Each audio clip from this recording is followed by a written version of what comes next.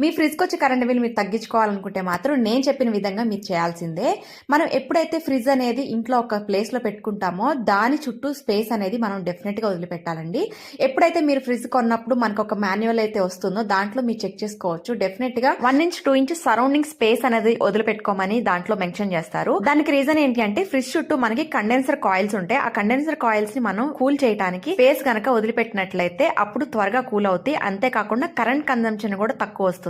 So నేను ఎక్కువగా space అనేది వదిలిపెట్టేసుకుని దాన్ని వేస్ట్ చేయకుండా ఫ్రిడ్జ్ లో ఉన్న వాటర్ బాటిల్స్ కానీ డైనింగ్ టేబుల్ సంబంధించిన కొన్ని సామాన్లు కానీ దీని మీద పెట్టుకుంటూ ఉంటాను. అండ్ మాకు గార్డెన్ ఉంది కాబట్టి వెజిటేబుల్స్ కూడా ఇక్కడే పెట్టుకుంటూ ఉంటాను. మీకు వీలైతే ఇక్కడ ఓవెన్ కూడా పెట్టేసుకోవచ్చు. అండ్ ఈ వుడ్ వర్క్ కూడా సింపుల్ గా నేనే తయారు చేసుకున్నానండి. మా ఇంట్లో వుడ్ ఉంటే కొబ్బరాకులు తయారు చేసిన బాస్కెట్ ఇది చేసి కూడా 4 years అవుతుంది. అప్పటి నుంచి మేము ఆనియన్స్ కి పొటాటోస్ కి ఇదే యూజ్ చేస్తున్నాం. మీరు గనక ఇలా ఫాలో అయినట్లయితే డెఫినెట్ గా మీ ఫ్రిడ్జ్ అనేది త్వరగా రిపేర్ కూడా రాకుండా ఉంటుంది.